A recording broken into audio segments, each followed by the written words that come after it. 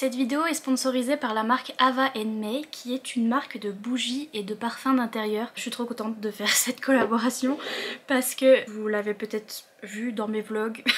J'ai l'odorat aussi développé que mon petit chien et donc du coup les parfums d'ambiance et tout c'est très particulier pour moi. Il faut que ce soit des parfums assez subtils du coup. Et là je vous jure les parfums sont incroyables. Donc Ava May c'est une marque de bougies et de parfums d'ambiance qui est européenne. Une marque vegan, donc tout est fait en Europe aussi. Et les bougies sont faites à partir d'un mélange de cire de soja, voilà, et sont conçues par des maîtres parfumeurs. Elles sont aussi cruelty free parce que of course. Ça se sent que c'est fait par des maîtres parfumeurs parce que vraiment ça sent très très bon. Je vais vous présenter ma petite préférée en premier. C'est la bougie spéciale automne. Donc c'est la Pumpkin Pie. C'est une énorme bougie. Elle est très très grosse, voilà, très très lourde. Et donc vous en avez pour longtemps. Voilà. Le verre dans lequel est la bougie est hyper résistant et hyper qualitatif. Donc elle est très très lourde. Elle sent tellement bon. C'est mon odeur préférée, c'est vraiment... ça sent l'automne. Je sais pas, ça sent la pumpkin, ça sent la citrouille. C'est un parfum hyper gourmand, hyper... je sais pas, j'ai envie de le manger. J'ai envie de manger cette bougie. J'adore tous ces parfums qui sont un petit peu sucrés, un petit peu gourmands et tout, qui rappellent des parfums de gâteau un peu. J'adore, elle est magnifique, elle est énorme, je vais la faire brûler pour le restant de ma vie. C'est ma préférée, c'est une bougie maxi en édition limitée. Voilà, donc si vous la voulez, elle est au départ à 64 €, mais j'ai un code promo qui est le code promo Quill Free qui vous permet d'avoir cette bougie du coup à 39 € à la place. Et vous avez en plus, avec mon petit code, vous avez un diffuseur de parfum gratuit. Et si vous pensez que je vais tout à fait récupérer la boîte pour mettre des choses dedans, vous avez raison. Voilà, je vais tout à fait récupérer cette boîte parce qu'elle est vraiment trop trop belle avec toutes les pumpkins dessus, je l'aime trop. Ah, ils disent que vous en avez pour 75 €, voilà, pour la brûler. Vous pouvez la brûler non-stop pendant 3 jours, si jamais. Et elle fait 550 grammes, en effet, elle est lourde. Et je l'aime trop, ma préférée. Également j'ai reçu un petit diffuseur, un petit parfum d'ambiance qui s'appelle Norway, donc qui s'appelle Norvège, voilà. Ça sent le propre en fait, ça sent le propre et ça sent le frais. Et donc Ava May c'est une marque qui essaye de partager un petit peu les parfums du monde en fait. Chaque bougie et diffuseur est fait à partir d'un pays en particulier et quoi de mieux pour moi que la Norvège, là où je veux habiter plus tard. C'est le meilleur parfum, j'aime beaucoup, donc voilà, ça va aller très bien pour cet hiver déjà parce que ouais, ça sent le frais, ça sent l'hiver, ça sent le frais, vraiment, et ça sent hyper bon. Et puis en dernier j'ai eu cette petite bougie un peu plus tropicale du coup, qui est la bougie Bali, voilà, donc d'Indonésie. Et là ouais, c'est un parfum plus tropical, donc ça sent un peu ça sent les fleurs, ça sent la fleur. Et ça sent les fleurs tropicales, ça sent trop bon. La bougie est vraiment magnifique, voilà, toujours il y a ce petit couvercle en bois dessus. La qualité du verre est incroyable, donc elle est assez lourde aussi. Mais elle est plus petite que la bougie pumpkin. Et ouais, ça sent la fleur, ça sent les tropiques, ça sent les vacances. Et donc voilà, si vous savez que dans votre famille il y a des gens qui aiment ce genre d'odeur fleurie un petit peu tropicale, je suis très douée pour décrire les odeurs. Vous avez une petite idée sur le site, ils vous mettent un petit peu ce qu'il y a dans les bougies, ce qu'il y a comme odeur. Et donc du coup, vous pouvez en profiter pour faire un petit cadeau. C'est bientôt la période des cadeaux de Noël, etc. Et c'est vraiment des bougies et des diffuseurs de qualité. Et avec des odeurs qui sont très subtiles, voilà, c'est pas un truc qui prend au nez et qui... Enfin, parce que moi j'ai un peu du mal souvent avec les odeurs de bougies ou de parfums d'ambiance, si c'est trop fort ça me... Mais là c'est hyper subtil et hyper agréable en fait.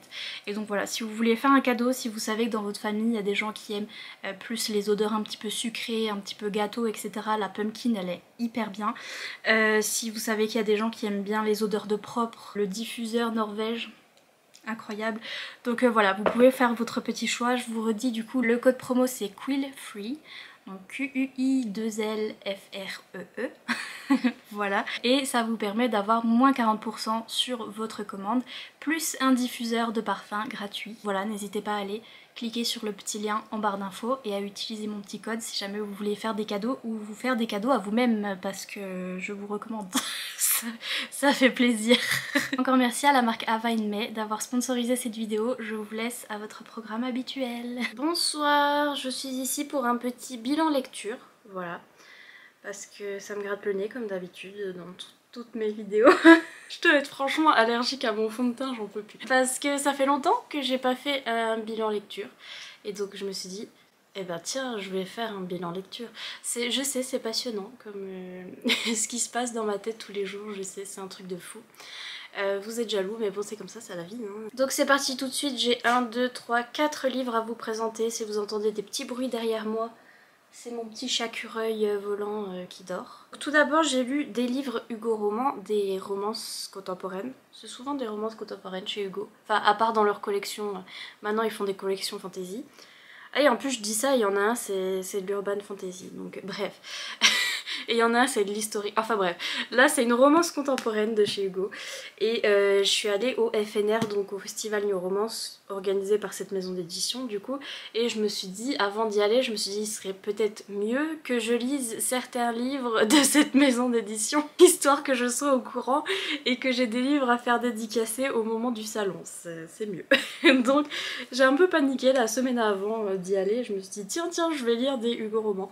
Et bref, j'ai lu ce livre là parce que normalement l'autrice devait être au festival et en fait elle a dû annuler au dernier moment. Can't Help Falling in Love de Alicia Garnier qui est une youtubeuse.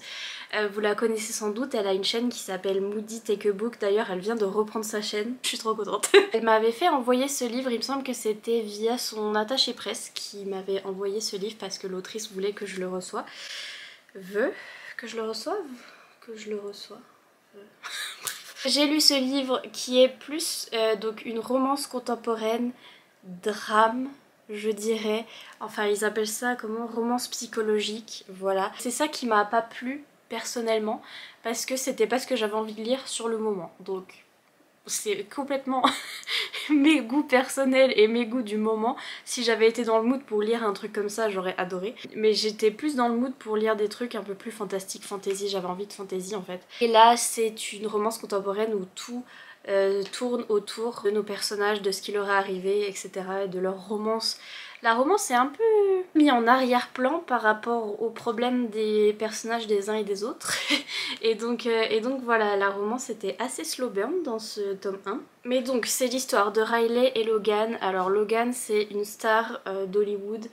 Il est acteur si je me souviens bien et il a été acteur depuis qu'il est tout petit. Voilà, donc il a grandi dans le monde d'Hollywood et tout ça et là il a dans la vingtaine, je crois qu'il a 25 ans et il commence à partir en cacahuète, enfin il est totalement parti en cacahuète niveau drogue etc. Et ça va plus du tout et il y a eu des photos de lui hyper humiliantes dans tous les magazines.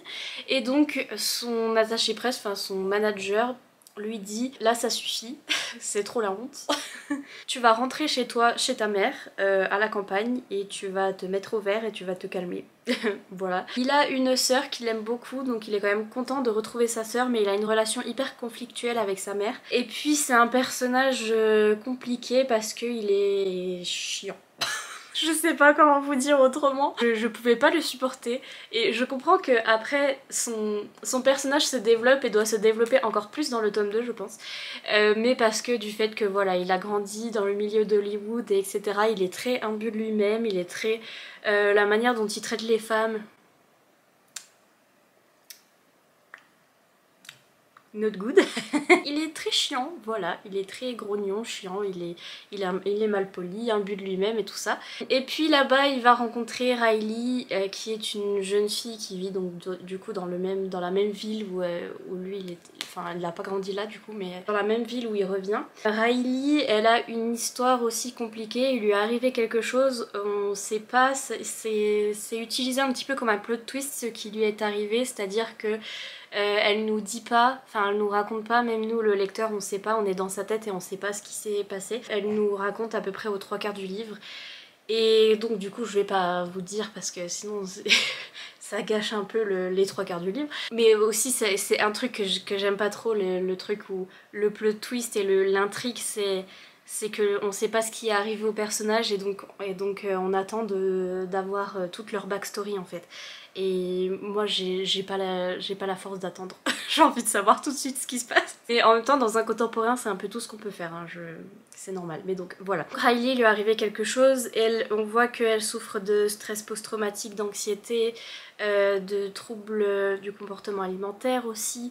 Elle a du mal à manger, elle fait que d'aller courir tous les jours. Personne ne peut la toucher. Si quelqu'un la touche, ça provoque une crise d'anxiété chez elle, même si c'est sa famille, etc.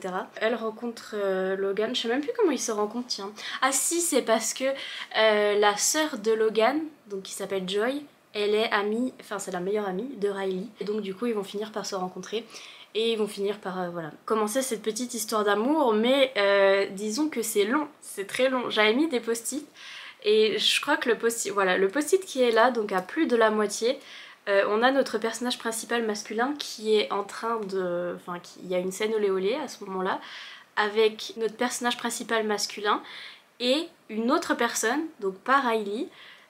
Donc à ce moment-là, il est encore en train de fricoter avec d'autres gens. Voilà, donc la romance n'est pas là à ce moment-là, je vous l'ai dit. Là, voilà, c'est à peu près à ce post-it là que la romance a commencé à peu près, donc c'est aux 3/4. Tout le reste de l'histoire, c'est ce côté psychologique où on parle des problèmes de l'un et de l'autre et de comment ils vont s'en sortir et de... Oui, voilà, exactement. Mais donc du coup, pas trop ma tasse de thé, par contre c'était hyper bien écrit. Je trouve que c'était hyper addictif parce que c'est censé être un truc que j'aime pas, hein, c'est toutes ces romances psychologiques, enfin que j'avais pas envie de lire sur le moment plus précisément parce que ça peut arriver que j'aime beaucoup.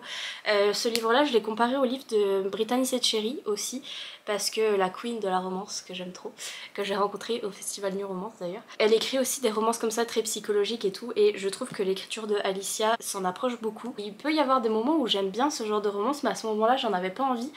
Et j'étais pas censée être à fond dedans et pourtant je l'ai lu en entier, je l'ai terminé, je l'ai pas arrêté et j'étais un peu à fond dedans parce que l'écriture est hyper addictive et hyper bien, c'est le truc et le livre est hyper bien fait en fait. Et du coup on m'a dit que je risquais de plus aimer le premier livre de Alicia, Will You Play je crois, qui a été publié chez EH il me semble. Je sais plus si c'était un Friends to Lovers ou je sais plus quoi, mais on m'a dit dans mes commentaires que je risquais de mieux aimer celui-là que cette histoire-là, donc je vais tenter aussi son autre bouquin. Et donc j'étais là gna gna gna, Goût romance c'est que des romances contemporaines, c'est faux. Voilà. J'ai lu Gods of Love de Eugénie Dielens, que j'ai rencontré aussi au Festival New Romance. Elle m'a dédicacé mon petit tome 1. Elle est trop mimes, c'était trop sympa de la rencontrer. Et donc ce petit bouquin, c'est... Il y a un aspect contemporain parce que notre jeune fille, voilà, elle vit... c'est où, New York Non, c'est à Toronto, c'est ça, c'est celui-là qui se passe... C'est pas à Toronto, c'est à Vancouver, déjà. Et est-ce que c'est celui-là qui se passe à Vancouver ou pas? Vancouver, ouais. Donc oui, au Canada, donc on est dans une ville contemporaine, etc. On a une jeune fille qui s'appelle Kalea, je crois, oui, Kalea, qui a subi une greffe de cœur. Ça aussi c'est un truc qui est à peine un suspense au début, mais bon, on comprend assez vite. Aussi au moment où son cœur allait pas bien, elle a perdu son petit ami qui n'assumait pas. Il était en mode « Ah, t'es malade, et ben je me casse ». Un vrai cacabouda, bref. Elle est architecte d'intérieur, non, designer d'intérieur, comment c'est déjà? Elle est designer ou architecte d'intérieur? Enfin bref, elle fait des décos. En fait, on va suivre notre héros qui s'appelle Eros. Ça vient de la mythologie grecque en fait. On reprend un petit peu les mythes grecs très légèrement. C'est pas, si vous connaissez pas du tout les mythes grecs, ne vous inquiétez pas, vous serez pas perdu. Mais donc on a Eros qui est le dieu de l'amour. Et il n'y a pas que lui à être le dieu de l'amour, en fait ils sont 7. C'est fait exprès pour faire une saga sur les 7. J'ai trop hâte. Ils sont 7 frères, voilà, qui sont les dieux de l'amour et leur mission à eux, ils descendent sur Terre en fait, ils descendent de l'Olympe sur Terre. Ils sentent les humains qui ont le cœur brisé, voilà. Ils doivent aller vers eux, les rencontrer, etc. et faire pour que ces humains les embrassent. Genre volontairement eux, que l'humain arrive vers le dieu et l'embrasse. Et une fois que l'humain embrasse le dieu, l'humain oublie tout de ce qui s'est passé avec le dieu. et le dieu fait en sorte que l'humain rencontre son âme sœur. Voilà. Donc genre il lui fait un bisou, après il oublie tout et hop, il met ensemble lui et son âme sœur. On sait pas pourquoi il doit lui faire un bisou, mais genre, ils doivent leur faire un bisou, voilà. Mais donc c'est ça leur mission, d'aller embrasser les humains et après de les accoupler. Voilà. Et donc nous on suit Eros qui est l'un des frères et bien sûr on rencontre un ou deux, non on les rencontre tous mais on rencontre plus principalement un ou deux de ses frères aussi dans ce livre là et j'ai trop hâte pour le tome 2 qui va être sur un autre frère. Du coup j'ai une petite carte pour le tome 2, elles sont trop belles les illustrations. Incroyable. Bref, hâte pour le tome 2. Donc ce dieu de l'amour, il est là, il descend de l'Olympe, il descend de la montagne à cheval et il repère le cœur de Caléa, sauf qu'il y a un problème, il sent que c'est que son cœur est pas très normal, enfin il y a une dissonance au niveau de son cœur, il comprend pas ce qui se passe mais ça lui a jamais fait ça en fait. Tout va pas se passer comme d'habitude avec cette cible là, voilà ils ont des cibles les frères quand ils arrivent sur Terre, une cible en particulier et là avec cette cible ça va pas se passer comme d'habitude puisqu'ils vont tomber amoureux mais lui aussi va tomber amoureux pour la première fois alors qu'il est le dieu de l'amour. Voilà. Petit, c'est cocasse. Il y a tout cet aspect où elle découvre que les dieux existent et que un peu le truc paranormal qui m'a vraiment donné des vibes des young adultes à la Hush Hush.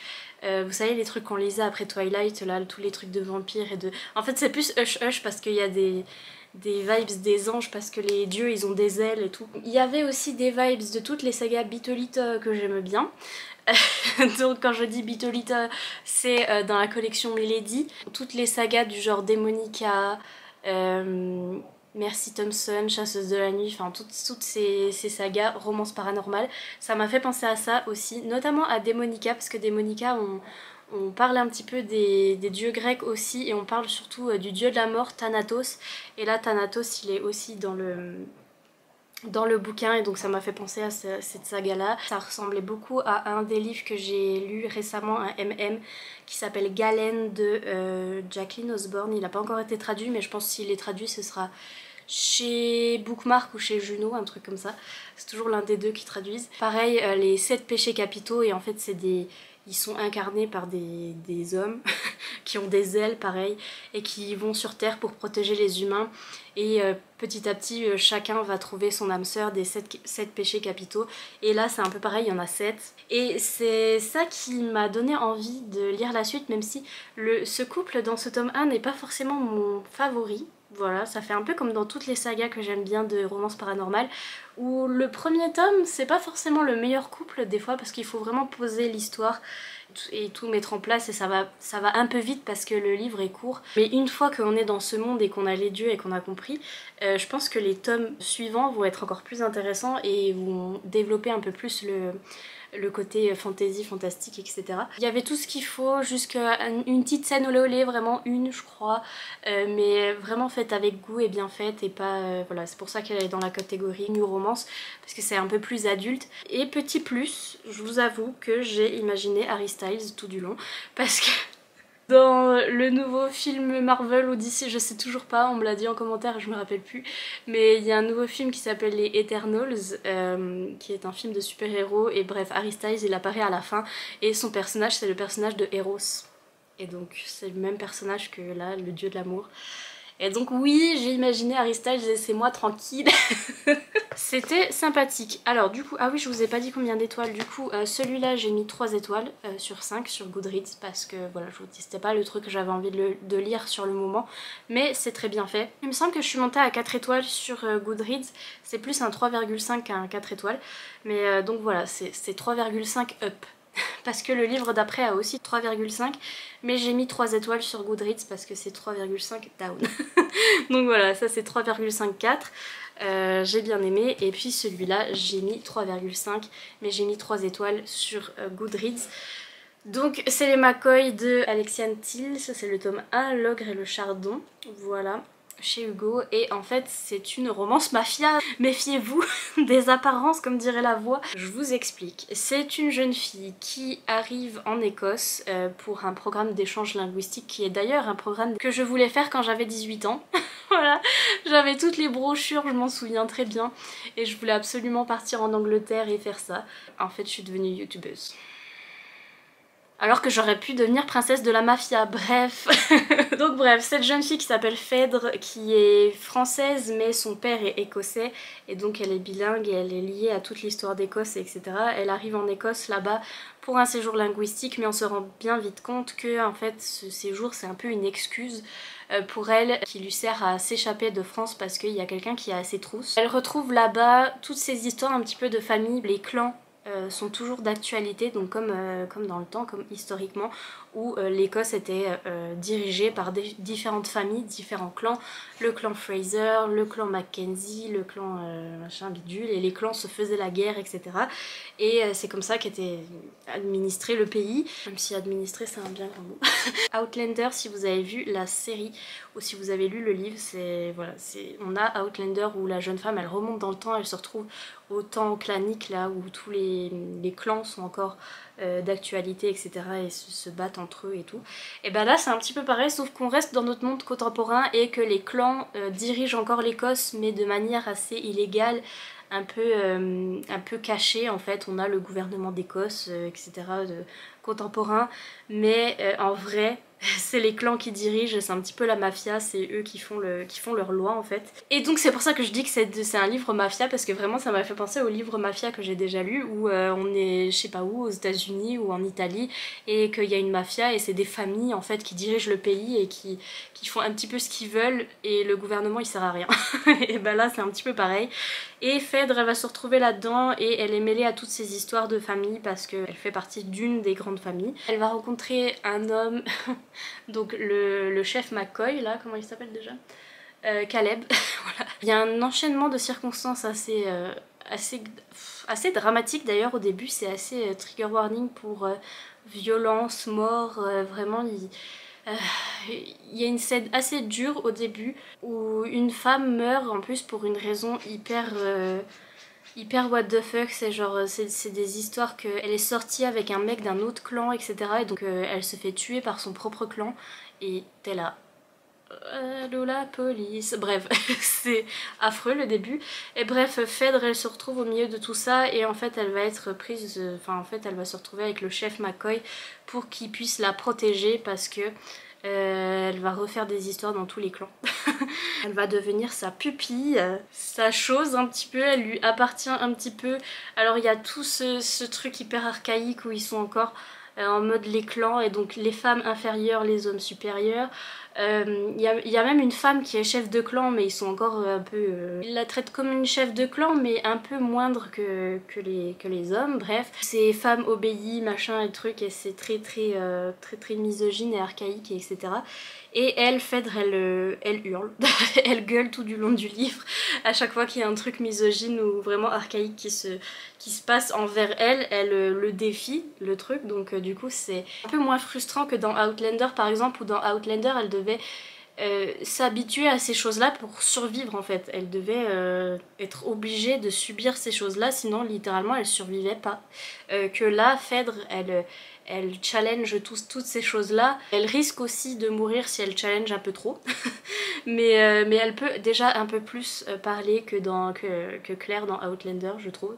Et donc c'est un peu plus challengé, donc c'est un peu plus satisfaisant à ce niveau-là. Ces trucs-là sont présents quand même, et c'est pour ça que je vous dis que c'est une romance mafia, parce que dans les romances mafia, il y a toujours ça aussi. Ce truc très misogyne de l'homme fort, gna gna. Et puis toujours c'est challengé aussi dans les romances mafia où la femme devient plus badass que le mec et finit par lui dire tu te calmes, et les choses rentrent dans l'ordre. Beaucoup de scènes hyper dark, voilà, attention au trigger warning. Il y a une scène en particulier de consentement ambigu en fait entre nos deux personnages principaux. Du coup il y a une scène olé olé qui est assez gênante, assez... voilà. Le consentement est très ambigu parce que ça dépend de la situation, vous verrez comment ça se passe si vous pouvez lire ce genre de choses, mais si vous êtes trigger par ce genre de choses, faites attention, c'est une romance pour moi dark mafia. Voilà, il y a eu cette scène un peu ambiguë au niveau du consentement et tout, je sais que c'est là pour rajouter à l'histoire qu'ils se comprennent pas parce qu'ils ont deux modes de vie différents l'un de l'autre, etc. Au final ils finissent par communiquer et par arranger les choses, mais il y a un moment où ça se passe mal quand même. Bref, il y a cette scène là voilà, qui est un peu dérangeante, il y a je vous dis une scène de mort au début qui est assez violente aussi. Le livre est hyper long pour un poche et je trouve qu'il était hyper bien fait au niveau du rythme, au niveau des chapitres assez courts qui donnent envie de lire la suite, des petits cliffhangers tout au long du livre qui vous donnent envie de reprendre le livre en fait, du drama, tout ça mêlé à la mafia et tout. On est dans du contemporain mais ça en devient hyper intéressant parce qu'il y a dedans du historique et avec l'Écosse etc. et du drama dû aux histoires de mafia, du drama très over the top et problématique et etc. mais qui va avec l'ambiance mafia et donc j'étais à fond les ballons. Je l'ai lu pendant mon voyage au FNR et donc normalement quand je voyage je suis trop stressée, j'arrive pas à lire et là j'ai réussi à lire quand même ce livre là pendant le voyage, j'étais vraiment à fond je vous jure. Je trouve ça hyper bien fait au niveau de la romance, c'est une romance bon voilà, enemies to lovers où ils se rentrent dedans, ils font que de s'engueuler, ils sont très conflictuels. Des fois j'aimais bien, voilà, parce que c'est quand même, ça reste rigolo quand ils s'engueulent toutes les 5 minutes. Il y avait des dialogues qui étaient un peu plus rigolos que d'autres, voilà, il y avait des fois où l'ambiance était conflictuelle mais on était un peu mal à l'aise parce que c'était trop conflictuel. Et puis il y avait parfois des dialogues qui étaient bien sympas entre les deux. Le développement de la romance est assez sympa. Sachant que là, à la fin de ce tome 1, on est toujours on est sur un cliffhanger de notre romance principale et le tome 2 va être sur la même romance, donc sur le même couple. Je le voyais venir le cliffhanger, au bout d'un moment à la fin on a compris ce qui allait se passer. Il est pas très surprenant et il est un peu frustrant, je dois avouer. Je sais pas si c'était très judicieux de faire 2 tomes sur le même couple. J'ai juste hâte de voir les personnages suivants parce qu'on a plein d'autres personnages qui nous sont introduits dans le clan etc. et d'autres couples qui vont peut-être arriver et tout et j'ai trop hâte de voir ce que ça va donner parce que je suis pas forcément fan, c'est comme dans celui-là, je suis pas forcément fan de ce couple là en particulier, j'ai hâte de voir les autres personnages et comment la saga évolue. Donc voilà, je vais quand même lire le tome 2 pour voir ce qui se passe. Je les lis sur Nextory, sur l'application Nextory en e-book. Si jamais vous voulez les lire gratuitement avec moi, cette petite saga, il y a mon lien Nextory en barre d'infos, donc qui est une application où on peut lire des e-books et des audiobooks. Avec mon lien, vous avez 45 jours gratuits de e-book et d'audiobook et notamment là, il y a tous les e-books de la saga McCoy, il y a tous les romans Hugo Roman. Et donc les McCoy, je vais les lire je pense en e-book sur Nextory. Et j'ai hâte d'arriver aux tomes qui sont sur les autres personnages. Et puis j'ai eu quelques petits couacs. En fait j'étais à fond, je trouve que l'univers était bien fait, je trouve que pour une romance dark mafia c'était hyper bien fait, hyper intéressant. Et puis il y a eu c'est pour ça que c'est un 3,5 vers le bas, c'est qu'il y a eu quelques trucs qui m'ont sorti un petit peu de l'histoire, qui m'ont dérangé. Il y avait bon, cette scène de non-consentement un peu ambiguë qui m'a un peu gênée quand même. Je sais pas si c'était très judicieux de mettre ça là mais ça ajoute à l'ambiance dark mafia c'est sûr. Il y a un truc où notre jeune fille souffre d'anxiété, de stress post-traumatique etc. et elle prend beaucoup d'anxiolytiques et en fait elle en prend 40 000 par soir. Vraiment dans le livre il y a une soirée, la première soirée là, elle les prend par 2 en plus, alors elle en prend 2, après il se passe quelques minutes, elle en reprend 2, après encore quelques minutes elle en reprend 2, ça fait déjà 6 anxios. Et je me suis dit, et j'ai mis un petit post-it dans mon livre et j'ai dit est-ce qu'elle est morte la dame? Est-ce qu'elle va mourir? Parce que c'est pas comme ça que ça marche les anxios, enfin sauf si c'est des trucs homéopathiques, vous pouvez en prendre beaucoup. Mais si c'est des anxios prescrits et tout, faut pas en prendre 40 000 par nuit. Elle va mourir la dame. Il y a eu aussi à un moment ils se chamaillent tous les deux, ils ont tendance à se dire ah t'es vraiment bipolaire, ah mais toi aussi t'es vraiment bipolaire, parce que dans une phrase ils changent d'humeur, voilà, un coup elle est contente et la phrase d'après elle est énervée et lui il lui dit oh là là t'es vraiment bipolaire, sauf que être bipolaire c'est pas ça. Donc le terme de la bipolarité a été utilisé un petit peu trop largement. Voilà pour cette situation là, parce qu'ils sont pas du tout atteints de cette maladie mentale, ça n'a rien à voir. Et puis il y a eu une phrase en anglais aussi parce qu'ils sont censés se parler en anglais tout du long, elle est censée être bilingue, donc ils se parlent en anglais et de temps en temps il y a des petits mots comme ça en anglais, je sais pas pourquoi l'autrice choisit de nous mettre quelques phrases comme ça en anglais. Et il y a une phrase que Phèdre prononce qui est en plus pendant une scène de romance olé olé, trop mimes, machin, sauf que la phrase elle est pas bonne. Les calculs sont pas bons, Kevin. Et donc c'est pas du bon anglais en fait, il y a une faute dans la phrase en anglais et donc ça m'a complètement sorti du truc. En plus c'était dans une scène romantique et tout, j'étais à fond et d'un coup j'étais là hein qu'est-ce qu'elle a dit? Donc voilà, il y a eu quelques petits défauts comme ça dans ce livre qui font que c'est un 3,5 qui penche vers le 3, mais la série a tellement de potentiel et j'adore l'écriture de l'autrice et l'ambiance de l'Écosse, etc. Et j'aime beaucoup ce concept de dark mafia, truc avec les clans écossais et tout, ça amène du drama et ça donne envie de savoir la suite et de voir ce qui va se passer pour chaque personnage. Donc j'ai hâte de voir les prochains couples. Voilà. Et puis le dernier livre que j'ai lu dernier livre, bref, c'est ce livre là, donc c'est Belladonna de Adaline Grace que j'ai reçu dans ma box Fairy Loot. Donc c'est un livre qui est pour l'instant que en anglais, mais la première œuvre de Adaline Grace qui est Le Trône des Sept Îles a été traduit chez De Saxus et donc peut-être qu'ils vont reprendre aussi celui-là je pense, mais pour l'instant il vient de sortir en anglais, donc voilà, il est dispo que en anglais pour l'instant. Donc c'est l'histoire de cette jeune fille qui s'appelle Signa. On est là dans un contexte très très historique, hein. On est en... Ils disent pas exactement quelle année. Ça a des vibes des Bridgerton etc, où on a des jeunes filles qui vont au bal et qui débutent. Je crois que ce truc de débutante c'est genre quand... Oh. C'est quoi ce bruit? T'as entendu Achille? Viens Bibi.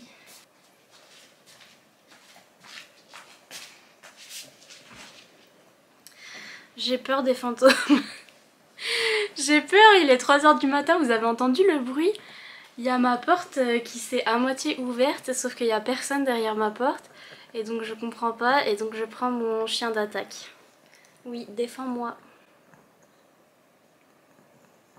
Tu me défends pas là, tu dors. Si y a un fantôme, tu le manges, d'accord? Oui. Ou bien tu dis qu'on est gentil, enfin voilà. Parce que les fantômes, ils peuvent voir les animaux, enfin les animaux peuvent voir les fantômes. D'ailleurs, il y a ça dans ce bouquin, où les animaux peuvent voir les fantômes, etc. Et c'est trop bien, il y a un chien. Donc bref. Tu vas me sauver la vie? Oui, merci beaucoup. Donc bref, là il y a un fantôme dans ma chambre. Oui, je disais que les trucs de débutantes, c'est quand des jeunes filles faisaient leur début dans la société, un truc comme ça, c'est très historique ça. Commence pas à parler alien aussi là. Ça suffit là les trucs bizarres paranormaux. On est vraiment dans une ambiance historique et on a cette jeune fille qui s'appelle Signa qui a un rapport particulier avec la mort en fait, qui peut voir la mort, voilà, qui voit une espèce d'ombre. Elle sait que c'est un homme, que c'est un monsieur et elle le voit assez souvent puisque la première fois qu'elle l'a vu c'est quand elle avait 2 mois et que sa maman est morte parce que en fait sa maman était à un bal masqué, oui oui, et ils avaient tous bu du vin, ils étaient tous empoisonnés les gens au bal et sa maman est morte empoisonnée par le vin. Et elle c'était un petit bébé et elle est là, elle voyait la mort qui arrive et qui prend sa maman et elle avait 2 mois, elle était coucou. Voilà, et depuis elle est placée de famille d'accueil en famille d'accueil, dans la famille à peu près en fait, c'est des gens, des oncles, des tantes, des grands-tantes qui la reprennent dans la famille et elle est passée de main en main parce qu'à chaque fois qu'elle arrive chez quelqu'un, il y a quelqu'un qui meurt. Donc voilà, à chaque fois qu'elle arrive dans une famille, il y a quelqu'un qui meurt et à chaque fois elle revoit la mort comme ça qui vient chercher cette personne. Elle a aussi le pouvoir de voir les fantômes. Là on arrive au tout début où elle est encore chez une autre tante un peu bizarre et à chaque fois plus les années avancent, plus les gens de la famille la traitent hyper mal parce que elle a tout ce truc autour d'elle où à chaque fois qu'elle va quelque part il y a quelqu'un qui meurt, donc les gens ne l'aiment pas trop. Voilà, et donc elle est assez maltraitée par cette tante chez qui elle est là, et cette tante qui finit par mourir à un moment, donc elle revoit la mort encore une fois, puis plus elle revoit la mort au fil des années, plus elle lui parle un petit peu et, et c'est vraiment, ce bouquin c'est une romance enemies to lovers avec la mort et c'est un plaisir. Chaque fois qu'elle le revoit, plus ça va, plus elle l'engueule. et plus ils se chamaillent, la tension monte, donc t'es là, ok. Ils ont vraiment ce truc de lovers quoi, de enemies to lovers. Et puis elle arrive dans une nouvelle famille, enfin dans un... chez une autre tante, je crois, ou une autre cousine tante machin, qui est elle aussi décédée mais elle peut voir son fantôme, et elle arrive chez le mari de cette dame. Et en fait elle va arriver au château et sa tante là vient de décéder, et elle va devoir, enfin... elle va essayer de résoudre le mystère du décès de sa tante parce qu'elle voit son fantôme, mais le fantôme ne sait pas qui l'a tué en fait. Ça tourne beaucoup autour du mystère de qui a tué la tante et qui essaye d'empoisonner le reste de la famille, etc. Et Signa elle est en train de chercher le coupable et tout.